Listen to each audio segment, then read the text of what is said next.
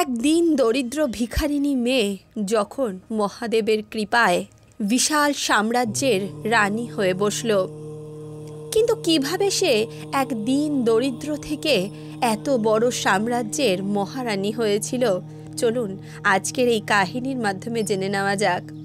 মহাশিবরাত্রির পাবন উৎসবে আজকের এই কাহিনী আপনাদের হৃদয়ে মহাদেবের ভক্তি উজাগর করবে এবং আপনাদের এই ভক্তি আরও বেশি পুষ্ট হবে। আপনারা যদি এই কাহিনী একবার শুনে নেন তাহলে আপনাদের সমস্ত মনস্কামনা মহাদেব পূর্ণ করবেন। তাহলে চলুন আজকের এই কাহিনী শুরু করা যাক। সুদূর এক গ্রামে জন্ম নিয়েছিল এক অবলা মেয়ে, যার নাম ছিল চন্দ্রিকা। জন্মের পরেই সে মা বাবাকে হারিয়েছিল। তার বাবা ছিলেন এক দরিদ্র ব্রাহ্মণ, যিনি কঠোর পরিশ্রম করে সংসার চালাতেন। তার মা ছিলেন এক সাধ্বী নারী। কিন্তু দুর্ভাগ্যবশত চন্দ্রিকার জন্মের কিছুদিন পরই এক মহামারীতে তার বাবা মা দুজনেরই মৃত্যুবরণ হয়। এতটুকু বয়সে সে সম্পূর্ণ একা হয়ে পড়েছিল। তার কোনো ভাই বোন ছিল না, এমনকি আত্মীয় স্বজনরাও কেউ তাকে গ্রহণ করতে চায়নি। দয়ালু কিছু গ্রামবাসী তার ক্ষুধা মেটাতে সাহায্য করত, কিন্তু কেউই তাকে নিজের পরিবারের সদস্য হিসেবে গ্রহণ করেনি। এইভাবেই ছেলেবেলা থেকেই চন্দ্রিকার কঠিন সংগ্রামের মধ্যে দিয়েই জীবন কেটেছিল। সে বড় হয়ে উঠেছিল। সে দিনের পর দিন কষ্ট করে খেতে পড়তে পারত। কখনো অন্যের বাড়িতে কাজ করত, কখনো অরণ্যে গিয়ে কাঠ সংগ্রহ করত। শৈশব থেকেই চন্দ্রিকা শিখেছিল জীবনে কিভাবে কষ্ট সহ্য করা যায়। তার জীবন ছিল অন্ধকারে মোড়া, কিন্তু তার হৃদয় ছিল এক পবিত্র আলোর উৎস। যখন চন্দ্রিকা কিশোরী হলো তখন সে সিদ্ধান্ত নিল যে আর কারোর দয়া বা করুণার ওপর নির্ভর করবে না। তাই সে একা একটি গভীর বনে গিয়ে নিজের জন্য একটি ছোট্ট কুঠির তৈরি করলো। সেখানে বসবাস শুরু করলো, কঠোর পরিশ্রম করলো, বন থেকে কাঠ সংগ্রহ করলো। এভাবেই বন থেকে কাঠ সংগ্রহ করে, ঝর্ণার জল পান করে আর বনের ফলমূল খেয়েই সে নিজের জীবন ধারণ করত। তার জীবন ছিল একাকিত্বে পরিপূর্ণ, কিন্তু তার মন ছিল দৃঢ় প্রতিজ্ঞ। প্রতিদিন সে সূর্যোদয়ের সময় নদীতে গিয়ে স্নান করত, সূর্যদেবের প্রণাম করত এবং নিজের জন্য ভালো জীবনের আশীর্বাদ চাইত। একদিন একটি পূর্ণিমার রাত্রে চন্দ্রিকা আকাশের দিকে তাকিয়ে ঈশ্বরের কাছে প্রার্থনা করছিল। সে বলল, হে মহাপ্রভু, আমি কারোর ক্ষতি করিনি, আমি শুধু একটু সুখ চাই। যদি আমার ভাগ্যে সুখ লেখা থাকে তবে আমাকে দয়া করুন। যদি আমার ভাগ্যে কোনো ভালো ভবিষ্যৎ অপেক্ষা করে তবে আমাকে পথ দেখান। শীতের রাতগুলো ছিল চন্দ্রিকার জন্য সবথেকে কষ্টকর। এক রাতে প্রবল ঝড় শুরু হলো। কুঠিরের ছাদ থেকে জল পড়তে লাগলো।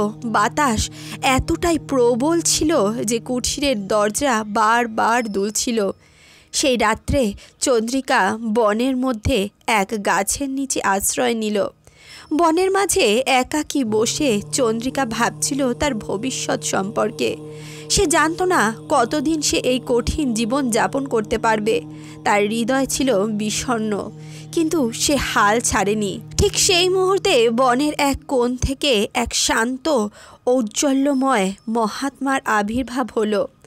তার পরনে ছিল গেরুয়া বসন, হাতে ছিল এক ত্রিশূল এবং তার মুখমণ্ডল ছিল অত্যন্ত শান্ত ও মহিমান্বিত। চন্দ্রিকা প্রথমে ভয় পেল, কিন্তু মহাত্মার মুখে এক অদ্ভুত করুণা দেখল। তিনি চন্দ্রিকার দিকে তাকিয়ে মৃদু হেসে বললেন, কন্যা, কেন এত দুঃখিত তুমি? কেন তুমি এই গভীর বনে একাকী বসবাস করছো? জীবনের উদ্দেশ্য কি তোমার? তুমি কি জানো? চন্দ্রিকা বিস্মিতভাবে কাঁদতে কাঁদতে বলল, মহাত্মা, আমি জন্ম থেকেই একা। কোনো আত্মীয় নেই, কেউ আমার কথা ভাবে না। জীবন আমাকে কেবল কষ্টই দিয়েছে। আমি শুধু জানতে চাই এই দুঃখের শেষ কোথায়? আমার কি কখনো সুখ আসবে? সেই মহাত্মা গভীরভাবে চিন্তা করলেন এবং বললেন, কন্যা, আগামীকাল শিবরাত্রি। এই মহিমান্বিত দিনে শ্রী শঙ্কর ভগবানের উপাসনা করলে জীবনের সমস্ত দুঃখ দূর হয়।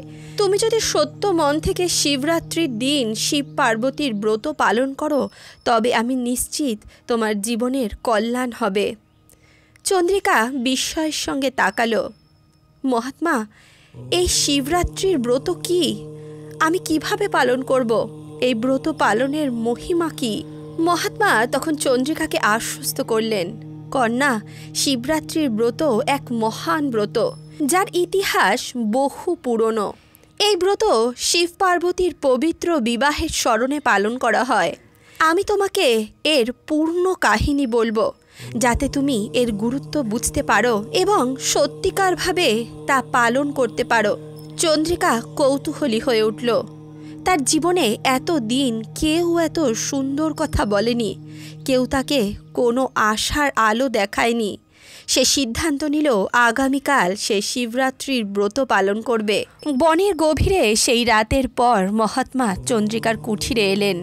তার চোখে ছিল এক অদ্ভুত জ্যোতি, তার মুখে ছিল এক অগাধ শান্তি। চন্দ্রিকা তাকে কুঠিরে বসার আহ্বান জানালেন। তিনি বলতে লাগলেন, মহাত্মা, আমি শিবরাত্রির সম্পর্কে কিছুই জানি না। আপনি আমাকে শিবরাত্রি ব্রতের মাহাত্ম্য বলুন, যাতে আমি সঠিকভাবে পালন করতে পারি। মহাত্মা মৃদু হেসে বললেন, শিবরাত্রি এক পবিত্র তিথি। এই দিনে শ্রী শঙ্কর ও দেবী পার্বতীর পবিত্র বিবাহ হয়েছিল। এই ব্রত পালন করলে সমস্ত দুঃখ দুর্দশা দূর হয় এবং মনোবাঞ্ছা পূরণ হয়। চন্দ্রিকা বিস্ময়ে তাকিয়ে রইল। মহাত্মা শুরু করলেন এক পুরাতন কাহিনী, শিব পার্বতীর বিবাহের কাহিনী। প্রাচীনকালে দক্ষ রাজা ছিলেন এক মহান যজ্ঞকারী। তার কন্যা সতী ছিলেন শ্রী শঙ্করের পরম ভক্ত। তিনি শিবকে ভালোবেসে বিবাহ করেন, কিন্তু দক্ষ রাজা তা মেনে নিতে পারেনি। একবার দক্ষ এক মহান যজ্ঞের আয়োজন করলেন, কিন্তু শিবকে তাতে আমন্ত্রণ জানাননি। সতী পিতার কাছে যেতে চাইলেন, কিন্তু শিব তাকে নিষেধ করলেন। সতী তবুও গিয়েছিলেন, কিন্তু তার পিতা শিবকে অবমাননা করলেন। সেই অপমান সহ্য করতে না পেরে সতী আত্মহত্যা করলেন। এই সংবাদ শুনে শিব ক্রোধে তাণ্ডব নৃত্য শুরু করলেন এবং দক্ষের যজ্ঞ ধ্বংস করলেন। পরে সতী পুনর্জন্ম নিয়ে হিমালয়ের রাজা হিমবানের কন্যা পার্বতী রূপে জন্মগ্রহণ করলেন। পার্বতী ছোট থেকেই শিবকে নিজের স্বামী হিসেবে ভাবতেন এবং তাকে পাওয়ার জন্য কঠোর তপস্যা করতেন। তিনি কঠোর তপস্যা করতে করতে পাহাড়ের গুহায় বসবাস করতে শুরু করলেন। দিনের পর দিন উপবাস করে শুধুমাত্র বায়ু সেবন করতেন। তার কঠোর তপস্যায় সন্তুষ্ট হয়ে শিব অবশেষে তার সামনে আবির্ভূত হলেন এবং তাকে স্বীকৃতি দিলেন। এরপর এক শুভ মুহূর্তে দেবতাদের উপস্থিতিতে মহাদেব ও পার্বতীর বিবাহ সম্পন্ন হয়। এই শুভ দিনে সমস্ত দেবতারা স্বর্গ থেকে বর্ষা ঝরিয়ে পরিবেশকে আনন্দময় করে তুলেছিল। এই দিনটি মহাশিবরাত্রি নামে পরিচিত।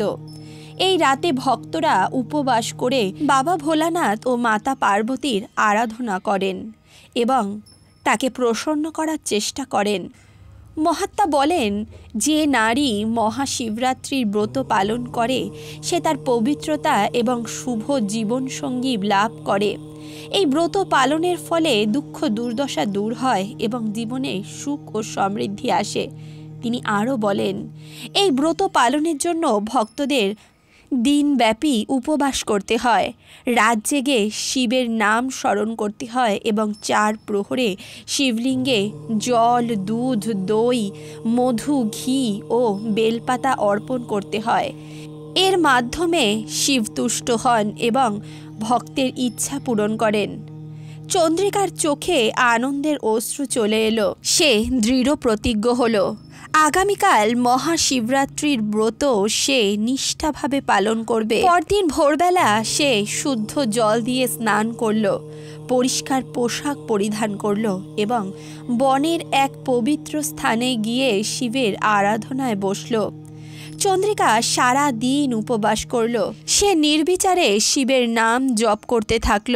তার হৃদয়ে ছিল একমাত্র শিবের প্রতি অগাধ বিশ্বাস। দিন গড়িয়ে সন্ধ্যা এলো, রাত গভীর হতে থাকলো, কিন্তু চন্দ্রিকা একটুও ক্লান্ত অনুভব করল না।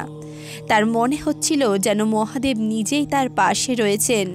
সে 4 প্রহরে শিবলিঙ্গে পঞ্চামৃত নিবেদন করল, দুধ, দই, মধু, ঘি এবং গঙ্গাজল। প্রতিটি প্রহরে সে বেলপাতা, আকন্দ ফুল ও ধুতরা ফুল দিয়ে শিবের পুজো করল। রাত গভীর হলে চন্দ্রিকা ধ্যানে বসল। তার চেতনা সম্পূর্ণ শিবের মাঝে ডুবে গিয়েছিল। সেই সময় এক অলৌকিক ঘটনা ঘটল।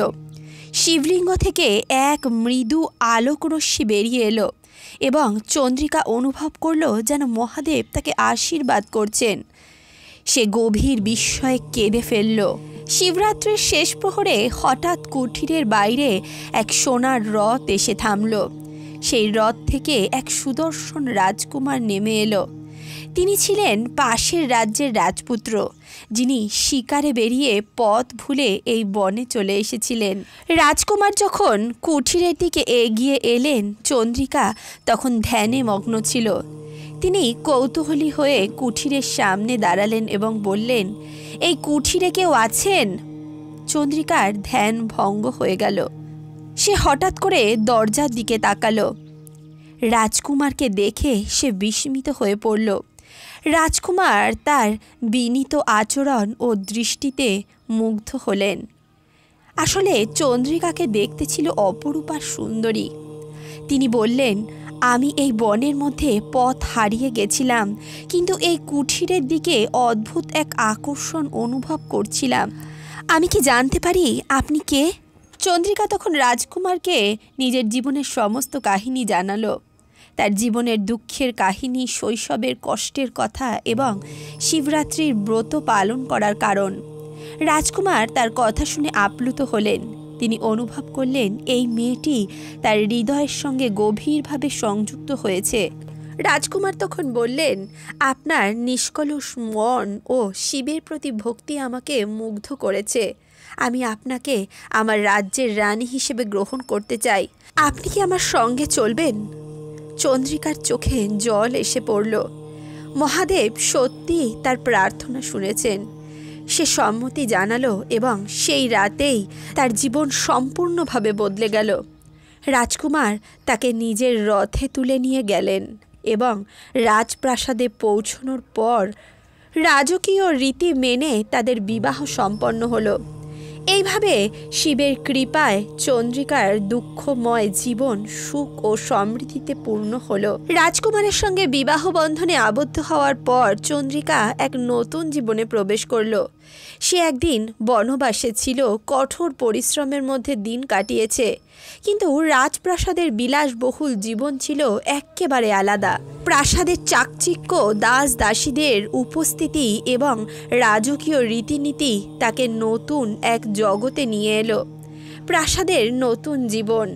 চন্দ্রিকার রাজমহলে প্রবেশ করার সঙ্গে সঙ্গে সবাই তাকে কৌতূহলের চোখে দেখল। রাজ্যের রানী হওয়া সহজ নয়, বিশেষ করে যখন সে এক সাধারণ মেয়ে। রাজপরিবারের কিছু সদস্য চন্দ্রিমাকে দেখে মেনে নিতে পারছিল না। তাদের মনে প্রশ্ন জাগল, এক বনবাসী মেয়ে কিভাবে রানীর আসনে বসবে? রাজমাতার চোখেও সন্দেহ ছিল।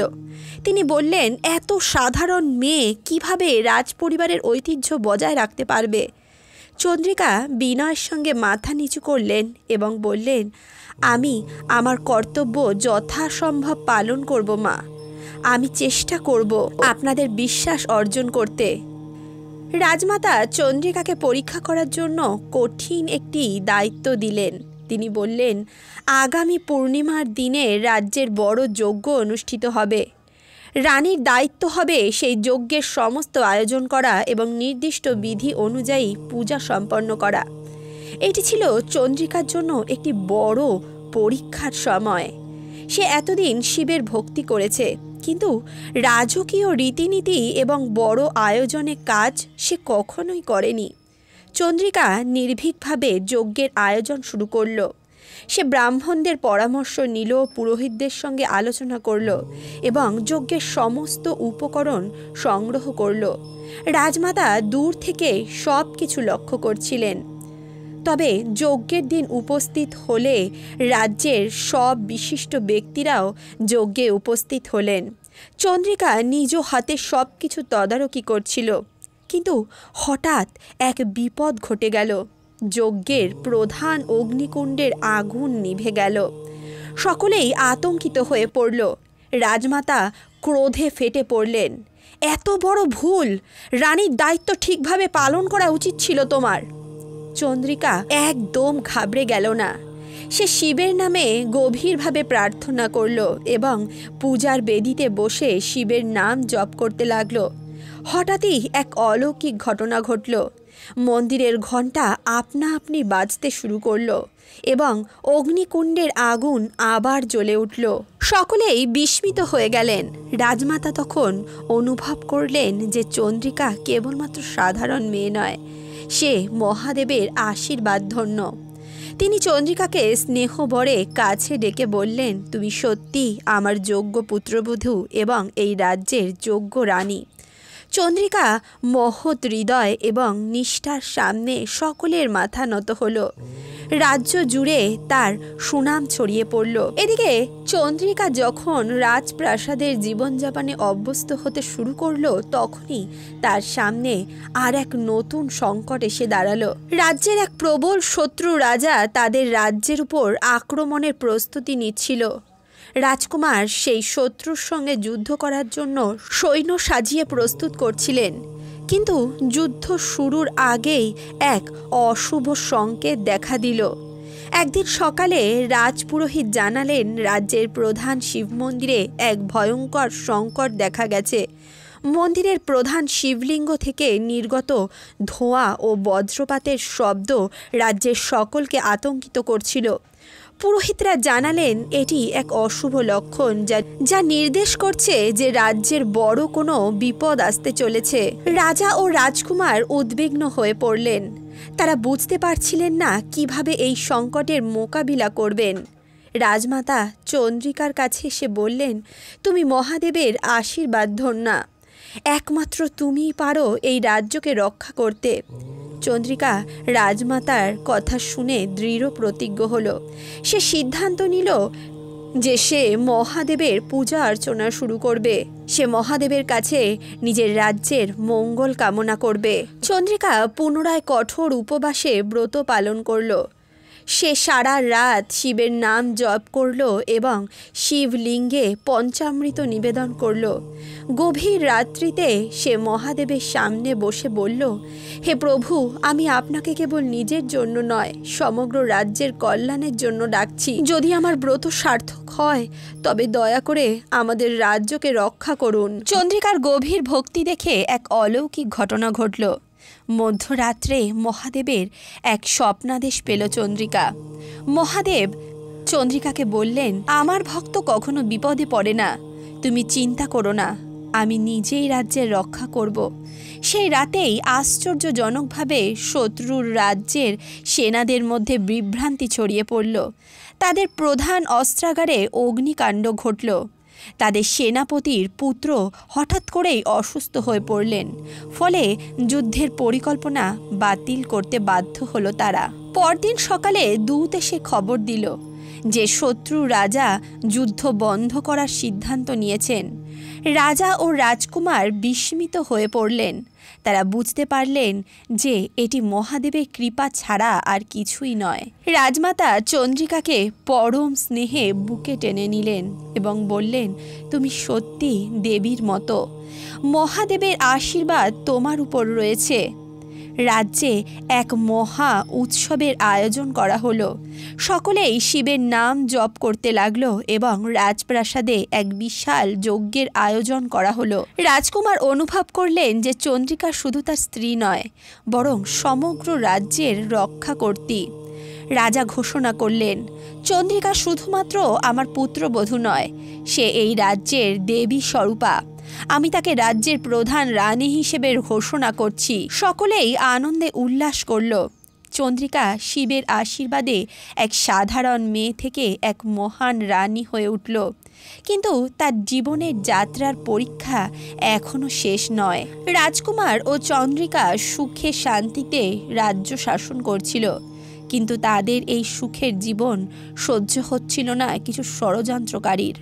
রাজ্যেরই এক বিশ্বাসঘাতক মন্ত্রী ও শত্রু রাজার গুপ্তচর এক হয়ে চক্রান্ত শুরু করলো। তারা রাজ্যের ভ্রান্ত গুজব ছড়ালো।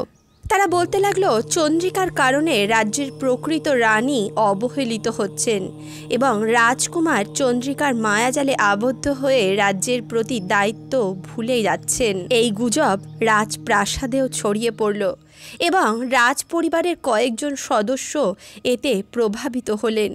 চন্দ্রিকা সব বুঝতে পারলেও কোনো প্রতিক্রিয়া করল না।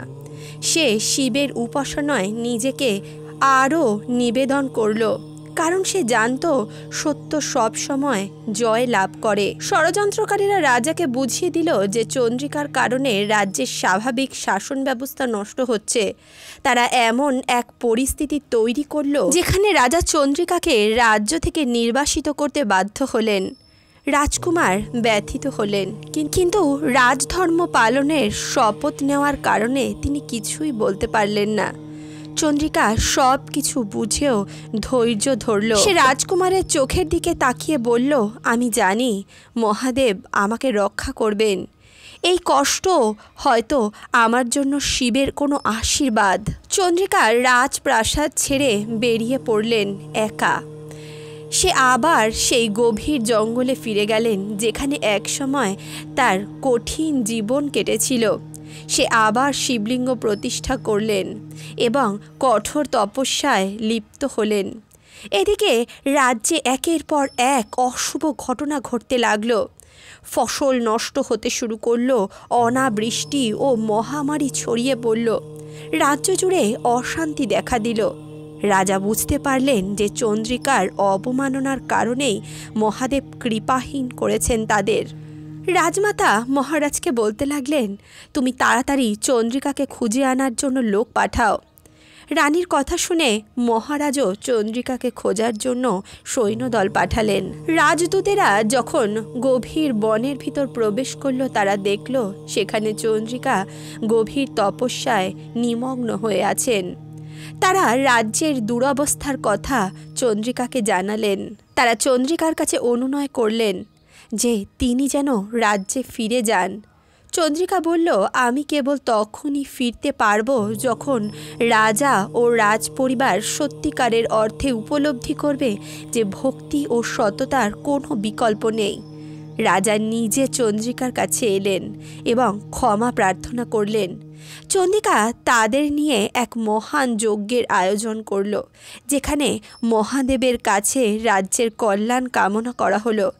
সেই যজ্ঞ শেষ হতেই রাজ্যের বৃষ্টি নামল, ফসল আবার সতেজ হয়ে উঠল, মহামারী ধীরে ধীরে দূর হয়ে গেল। চন্দ্রিকা রাজ্যে প্রবেশ করার পর প্রজারা আনন্দে উল্লাস করতে লাগল।